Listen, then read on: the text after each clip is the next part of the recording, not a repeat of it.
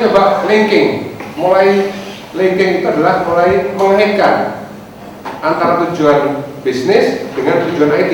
Karena penyelarasan itu adalah kita mulai melihat keterkaitan. Kalau sudah tahu yang terkait, kemudian berikutnya adalah bagaimana menyelaraskannya. Jadi perhatikan ini. Salah satu contoh yang pertama adalah satu perspektif dulu, perspektif keuangan, financial perspektif. Ya, kita perhatikan di sini. Di dalam financial perspektif ini kita lihat di sini ada dua yang utama yang cetak ini. Tadi yang sudah saya bahas, ada tujuan bisnis yang terkait dengan IT, ya. Tujuan bisnis yang terkait dengan IT. Yang pertama adalah provide a good return on investment of IT-enabled business investment. Yang kedua adalah manage IT-related business risk. Jadi bagaimana mengelola IT yang terkait dengan risiko bisnis. Nah, sekarang kita bahwa dua tujuan bisnis ini terkait dengan IT goal. Contoh, yang pertama, ya dari balance scorecard, tujuan bisnis yang pertama ini terkait dengan IT goal nomor 24. Saudara bisa buka di buku, apa itu IT goal nomor 24. Yang kedua sekarang, manage IT related business risk. Yang kedua ini adalah business goal yang kedua, yang penting ini terkait dengan IT goal nomor 2, 14, 17, 18, 19, 21, 22. Dan yang utama adalah 2 dan 14. Ya, jadi ini dipentingkan, penting ini kalau kita mau audit juga, kita mau melihat sebuah perusahaan, dan juga kalau kita mau buat suatu IT plan, kita perhatikan ini. Oke, jadi ini adalah kita melihat keterkaitannya. Penting ini. Kalau sudah tahu keterkaitannya, berikutnya adalah bagaimana menyelaraskan. Berikutnya lagi bagaimana memperbaiki penyelarasan. Dan perbaikan itu harus continuous, harus berkesinambungan. Ini bagaimana caranya? Itu yang akan kita pelajari dalam kuliah ini. Saya nggak bahas ke berikutnya karena mirip tadi, misalnya tentang customer perspective. Tadi yang finansial, sekarang customer. Contohnya ada business goal, ya, nomor 4 ini, improve customer orientation and service. Business goal yang ini, nomor 4 ini, terkait dengan IT goal 3 dan 23. Ya, kebetulan dua-duanya ini utama semua. Misalnya lagi berikutnya nomor 5, offer competitive products and services, terkait dengan IT goal nomor 5 dan 24. Nah, sekarang saatnya saudara yang S1 mau lulus, dan juga ada S2 di sini, mulai melihat nih, nggak boleh cuma buat IT ya sudah Pak, asal jalan saja, yang penting kan benar nggak salah. Nggak boleh begitu. Untuk siapa itu IT? Nah sekarang kita perhatikan di sini bahwa IT itu misalnya saudara harus dapat menghasilkan nilai untuk improve customer orientation, service, lebih baik lagi. Kemudian bisa untuk offer competitive products and services. Kalau perusahaan sedang dalam kompetisi, maka IT saudara harus bisa menghasilkan produk dan service lebih baik. Nah ini di tengah ini. Nah, ini berikutnya misalkan terkait dengan internal atau bisnis prospect perspektif. Misalkan kita mau jawab ini, nomor 10, improve and maintain business process functionality. Ini IT goalnya ini. Bisakah saudara membangun IT yang dapat meningkatkan dan menjaga bisnis proses, fungsi-fungsi bisnis proses? Ini berikutnya, misalnya untuk learning and growth perspektif, manage product and business innovation. Ya, jadi mengelola produknya dan juga untuk menginovasi bisnis yang baru.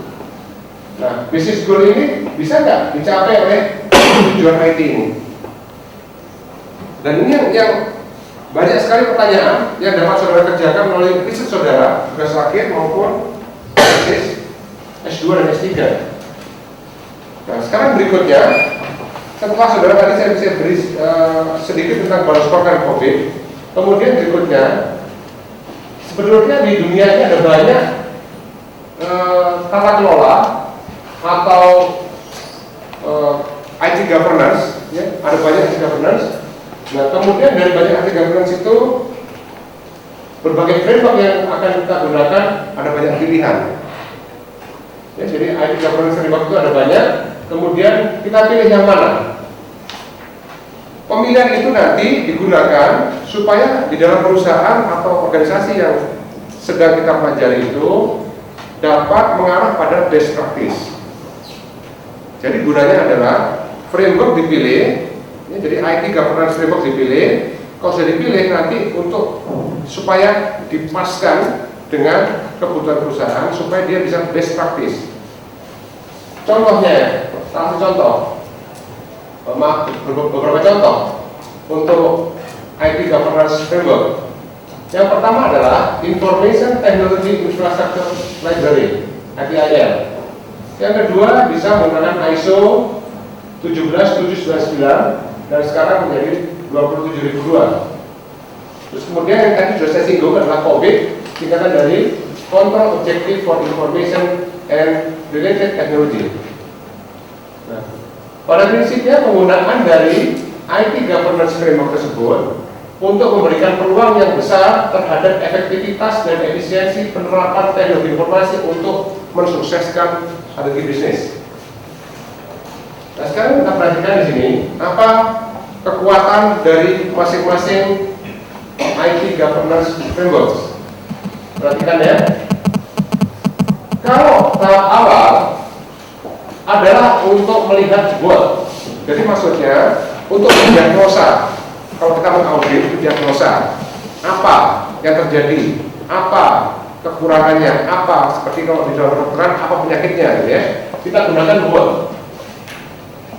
Kita perhatikan dalam govern ini strategic and control. Nah di sini kalau tahapan bot mencari apa yang terjadi, prosesnya apa yang lemah, yang sudah baik, itu kita gunakan COVID. COVID kuat untuk melihat bot. What are the problems? COVID kuat di sana. Nah, kalau dalam tahapan manage, how, technical, execution, how. Nah, di tahapan manage ini, how ini, kita perhatikan di sini, ITIL lebih kuat dan juga ISO lebih kuat di sini. Jadi ini adalah kekuatan dari COVID. Kemudian di sini adalah ITIL, ISO ada di sini. Oleh karena itu kita dapat menggabungkan beberapa IT governance frameworks. Bahasa Indonesianya itu kalau frameworks itu kerangka kerja. Jadi kita dapat menggunakan beberapa kerangka kerja dari IT governance supaya lebih optimal di dalam perencanaan IT maupun di dalam audit IT. Ini yang lain, ini adalah framework yang lain. Ada CMMI, ada IST, ada vendor specific guidance dan sebagainya. Kemarin di kelas ada yang menanyakan, boleh nggak waktu tugasnya pakai CMMI? Saya katakan pakai COVID dulu saja.